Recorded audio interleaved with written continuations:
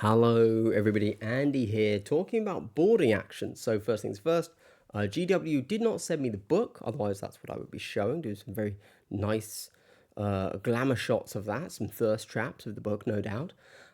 They sent me an online PDF that I cannot show you. However, I have read it and I am going to tell you my thoughts on that. There you go, in this highly advanced English conservatory video. I don't know what aesthetic I'm going for here, but don't the plants look nice? So, first things first, I want to tell you what exactly you get in Boarding Actions, the book, whatever it's called, and then I'm going to tell you my thoughts on what that is. So, I just literally wrote a list of what you get. So let's start with that, shall we? So, in this book, there are no data sheets at all. This is not its own format in the same way that Combat Patrol is its own format. I'm going to be talking about Combat Patrol a lot when I get to my thoughts on this, so hang in there.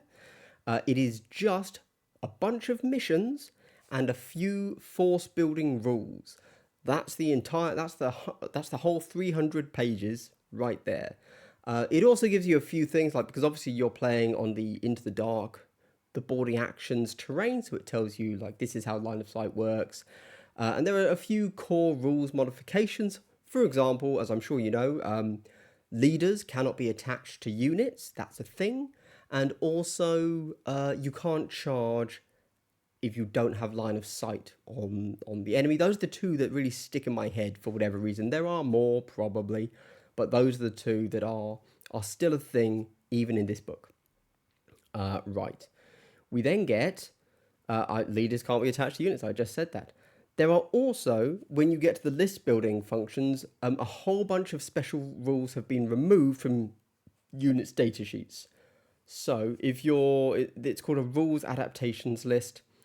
In your detachment rules, you have the data sheets you're allowed to take, and then you have rules adaptations, and it will say something like, this unit can no longer deep strike, something like that. But it will say, remove blah from datasheet. There you go. Cool. So, boarding actions. What is it? It's still 500 points. In every single mission here, it says you build up to 500 points. At no point does it say, oh, but in this narrative mission, you go to 1,000 points. Or it never says, hey, it's whatever. We recommend 500, but actually, we've also done Into the Dark, boarding actions, Armageddon, and you could do 1,000. No, you're always playing 500 points. Within the rules, there are 4 generic stratagems that you can use, plus command reroll. So there's 5, but command reroll, I just don't even count. So there's 4. And then there's 4 stratagems within every single detachment. So, and they're different from the codexes, and well, they're probably taken from there, but you get a limited list. So if you're playing your guys, your detachment, you have a total of 8, plus command reroll, a total of 9 stratagems. 5 are generic, 4 unique to you. You then also have 6 generic enhancements, which everyone can take, and equally in your own detachment, you will get 2 unique enhancements, which are free things that you can take. Cool. There's an underdog mechanic. I don't know if this is new to this. Obviously, now that I'm hearing underdog, I'm only thinking of Age of Sigmar, and it's never existed before, but maybe it did. These are not the most common underdog mechanic is +1 CP. An underdog is just whoever is going into the mission with the fewest amount of points. So you can build your list up to 500, and if your opponent has 500 points and you're 499, congrats, you get +1 CP normally. But there are other things like if you're the underdog, there's an extra deployment zone on some of the maps, and you can deploy in there. Cool. Right. The rest of the book is you get symmetric missions, asymmetric missions, campaign missions, narrative missions, breaching operations narrative missions, which is narrative missions specifically using the Soul Shackle terrain set, where you have walls that could be popped out. That's that. And then you get multiplayer missions. There you go. It's so many missions. It's 181 pages of core rules and then missions. So honestly, That's a lot of missions. Let's be honest. That's a lot going on. Cool. Can't argue with the amount of missions. Now, I actually did not collect and pay much attention to the last boarding actions. So I'm assuming that all of those missions have already existed in the past and were in the boarding actions, the Arcs of Omen, as those released.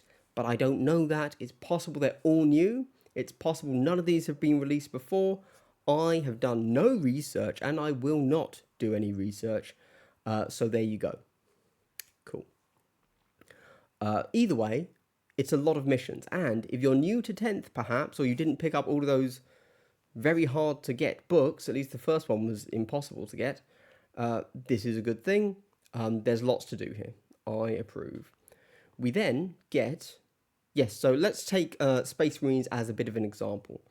So Space Marines, the Adeptus Astartes, have 3 detachments, and they will all share the same army rule, which is Oath of Moment, and it even says Oath of Moment from the Codex. So just a reminder, in GW style, you cannot buy boarding actions and play the game.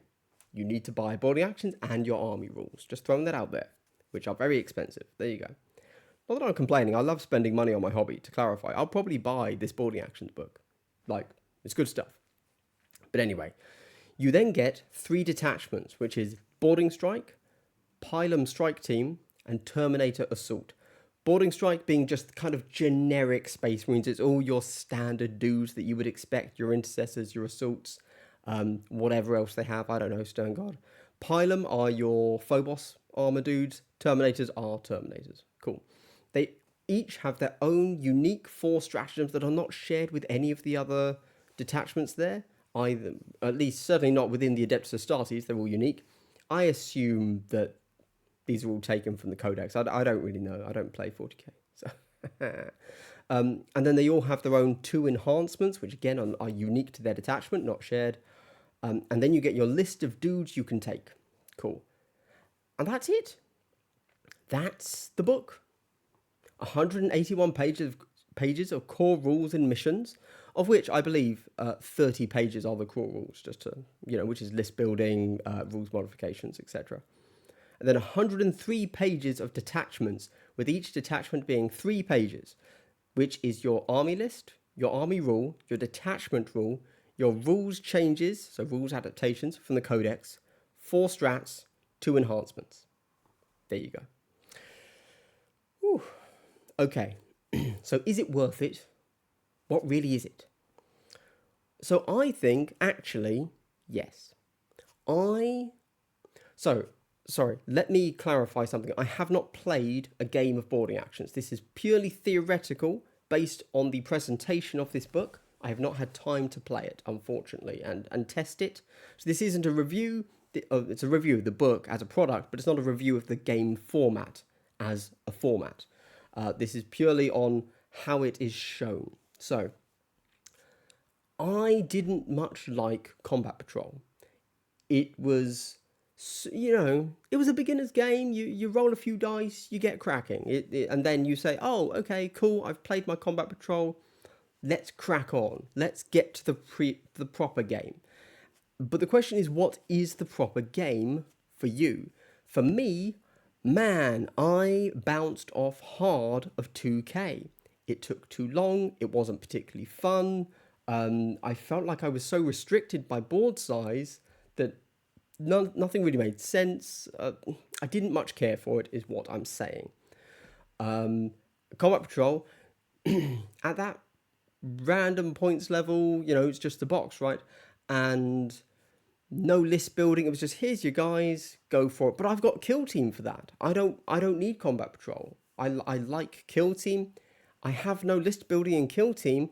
I don't need another game with no list building. List building's super fun. Give me that, please. Not Combat Patrol. Cool. I've ultimately settled on 1K. 1K, 40K, I think, is pretty good. Like, it works for me. But it works for me. It doesn't work for most people. If you go onto Reddit and say, I've played 1K, I think it's the way to play, everybody will come along and fucking come all over you or some bullshit saying, oh, the game's balanced at 2K actually, and you can't deal with the skew at 1K, and blah, blah, blah, blah. And they're correct. Well, I wouldn't say the game is balanced at 2K, but that's what they want you to buy more models, so do that. And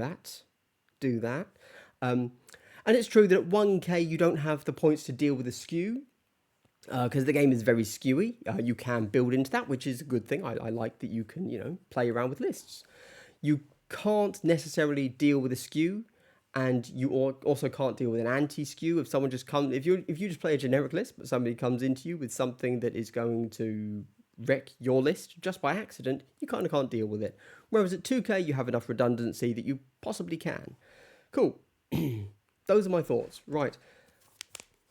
Therefore, we have a new possibility that, in my mind, could replace Combat Patrol. The reason I say it could replace Combat Patrol is because they're totally different things, okay? I think that Combat Patrol is great for beginners. It's a perfect first step. It's easy to buy in. It's very understandable. Cool, go play Combat Patrol if you're a beginner. I don't think Boarding Actions is a beginner product. So they have different reasons that you should play them. But let's say you've been playing 10th edition for the last year.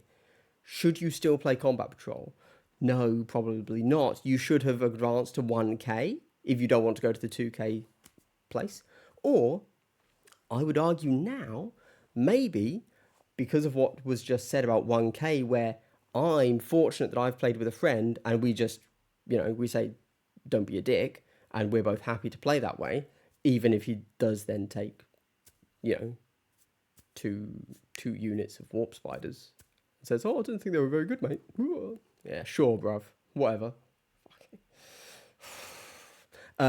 You can now consider taking boarding actions. So you can do 500 points and you can have restrictions in place.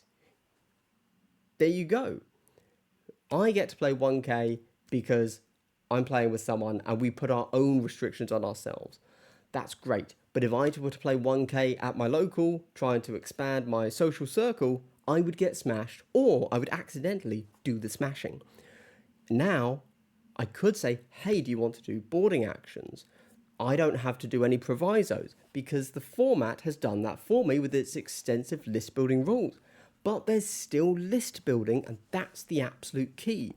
The fact that it has gone ahead and figured out what's broken and said, no, you can't do that. And that's, there you go. I like that.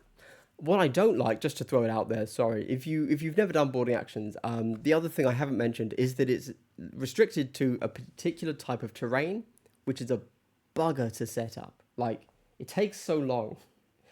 It's lovely terrain. It's very playable. It's good. But setting it up, absolute ball ache. There you go. That's the only negative, but that's the whole conceit of boarding actions, that you're playing on that specific terrain.